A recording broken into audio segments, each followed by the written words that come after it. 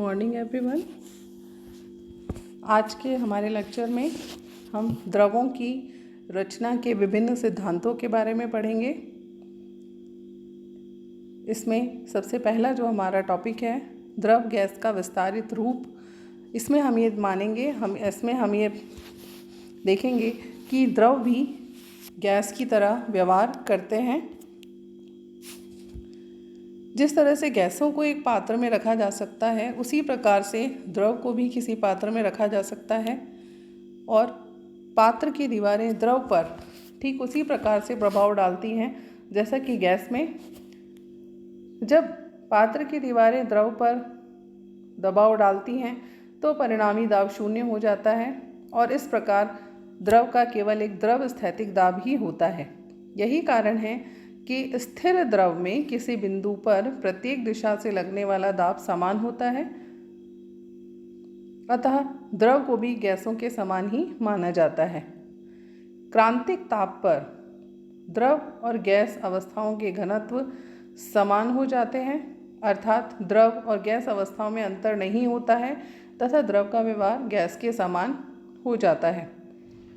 वास्तविक गैसों का जो वैन डर वाल्स समीकरण है P + AN²/V² × V - NB = nRT। अगर इसमें हम वैन डर वाल्स स्थिरांक A और B को नए संदर्भ में परिभाषित करें तो वैन डर वाल्स समीकरण का एक नया रूप हमारे सामने आता है, जिसे वैन डर वाल्स समानीत अवस्था समीकरण कहते हैं। इस समीकरण को हम इस प्रकार से लिखते हैं। पाई यानी दाब के स्थान पर हमने उसको रिड्यूस्ड प्रेशर लिखा है। पाई + 3/π²। फाई यहाँ पर रिड्यूस्ड वॉल्यूम है, × 3φ - 1 = 8 थीटा। थीटा यहाँ पर रिड्यूस्ड टेम्परेचर है। समानीत दाब, सामान्य दाब और क्रांतिक दाब का रेशो होता है। इसी प्रकार से समानीत आयतन सामान्य आयतन और क्रांतिक आयतन का रेशो है। सिमिलरली जो समानीत ताप है ये भी एब्सोल्यूट टेम्परेचर और क्रांतिक ताप का रेशो है। ये एक सामान्य समीकरण है जो कि तरल पदार्थों, द्रव और गैस के लिए समान रूप से उपयोगी होती है।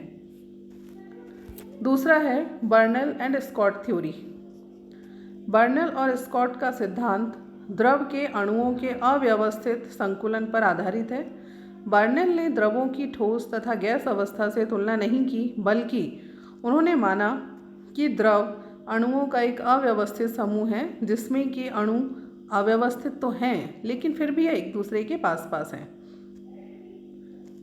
इस मॉडल के अनुसार द्रव के अणु अनियमित रूप से बहुफलकीय आकृति बनाते हैं, जिसमें कि तलों की संख्या 13 होती है और तल की आकृति पंचभुजीय होती है। इस प्रकार से यह रचना एक क्लोज पैकिंग को दर्शाती है, लेकिन फिर भी इसमें जो संकुचन है वो थोड़ा ढीला होता है। इस प्रकार द्रव में शॉर्ट रेंज व्यवस्था पाई जाती है, परंतु लॉन्ग रेंज अव्यवस्था होती है, यानी जो इसमें अणु हैं वो ज़्यादा लंबी परास में व्यवस्थित नहीं होते हैं। थोड़े बहुत छोटे स्पेस में अगर हम देखें, पूरे द्रव की तुलना में बहुत छोटे से स्थान में तो हमें व्यवस्था मिलेगी, लेकिन अगर हम ओवरऑल द्रव में देखें तो अणुओं की जो व्यवस्था है वो सुचारू नहीं होती है। इसलिए हम ये कहते हैं कि लॉन्ग रेंज में अव्यवस्था पाई जाती है। द्रव अवस्था में संकुलन को आकर्षण के बल प्रभावित नहीं करते बल्कि प्रतिकर्षण के बल प्रभावित करते हैं। द्रवों की रचनाओं में जो कोऑर्डिनेशन नंबर है वो 4 से 11 के बीच में परिवर्तित होता रहता है। यहाँ हम फिगर देख रहे हैं जो कि बर्नौल और स्कॉट के द्वारा दिया गया स्ट्रक्चरल मॉडल है द्रवों का। इसमें हम देख रहे हैं कि यहाँ पर जो अणु हैं वो क्लोज्ड पैकिंग नहीं है, उनकी शॉर्ट रेंज में तो क्लोजली पैक्ड है, लेकिन अगर हम पूरे लिक्विड में देखें तो क्लोजली पैक्ड हमें नहीं दिख रहे हैं। और यहाँ पर एक केंद्रीय अणु 5 अन्य अणुओं से घिरा हुआ है, यानी एक पंचभुजीय आकृति हमें यहाँ दिखाई दे रही है। दूसरा सिद्धांत है आयरिंग थ्योरी ऑफ लिक्विड्स, द्रवों का आयरिंग का सिद्धांत।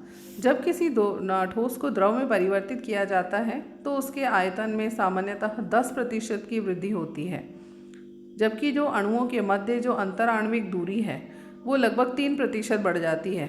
अर्थात पूरे आयतन में द्रव के अणु होते हैं, लेकिन 3% आयतन में अणु नहीं पाए जाते, यानी कि जो 3% स्पेस है वो खाली होता है। आयरिंग ने इन रिक्त स्थानों को फ्री वॉल्यूम की संज्ञा दी थी। ये रिक्त स्थान आणविक आकार के होते हैं और पूरे द्रव में अव्यवस्थित रूप से बिखरे रहते हैं।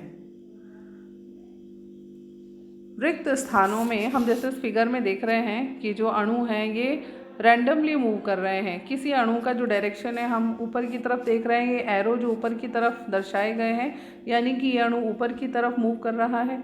कुछ जो अणु हैं वो नीचे की तरफ मूव कर रहे हैं और एक अणु हमने इसमें देख रहा है कि जो एरो है वो लेफ्ट हैंड साइड की तरफ शो है, लेफ्ट हैंड साइड की तरफ मूव कर रहा है। तो इस प्रकार हम देख रहे हैं कि एक रैंडम मूवमेंट मॉलिक्यूल का है।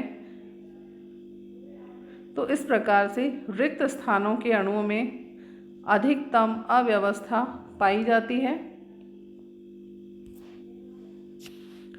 जबकि अन्य अणुओं में ऑर्डर्ड अरेंजमेंट ठोस के समान इसमें पाए जाते हैं। यदि Vl तथा Vs क्रमशः द्रव और ठोस अवस्था के मोलर आयतन हो तो एक मुक्त आयतन के पास अन्य अणुओं का फ्रैक्शन जो है Vl माइनस Vs/Vl होगा। अर्थात अणुओं के इस अंश का व्यवहार गैस के समान होता है और बचे हुए अणुओं के अंश यानी Vs माइनस Vl का व्यवहार ठोस के समान होता है।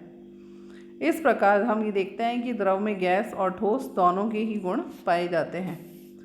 ताप के बढ़ाने पर वाष्प अवस्था में अणुओं की सांद्रता बढ़ती है और मुक्त आयतन भी बढ़ जाता है, क्योंकि फ्री स्पेस उन्हें मिल रहा है तो फ्री वॉल्यूम भी बढ़ेगा। अर्थात क्रिटिकल टेम्परेचर पर द्रव और वाष्प के घनत्व समान हो जाते हैं और दोनों में डिफरेंस करना बहुत मुश्किल होता है। इस टेम्परेचर पर द्रवों का मुक्त आयतन गैसों के मुक्त आयतन के समान हो जाता है। साम्यावस्था में वाष्प तथा द्रव का औसत घनत्व लगभग स्थिर रहना चाहिए, लेकिन वास्तव में ताप में जैसे जैसे वृद्धि होती है ये थोड़ा घटने लग जाता है, जो कि इस संबंध के द्वारा दर्शाया जाता है। औसत घनत्व इज इक्वल्स टू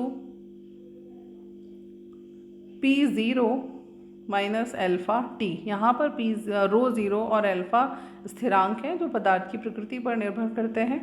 इस संबंध को सबसे पहले काय एंड माउथस ने बताया था। इसे सरल रेखीय व्यास का नियम भी कहते हैं। इस प्रकार से हमने देखा कि द्रवों की रचना के संबंध में 3 थ्योरीज यहाँ दी गई हैं।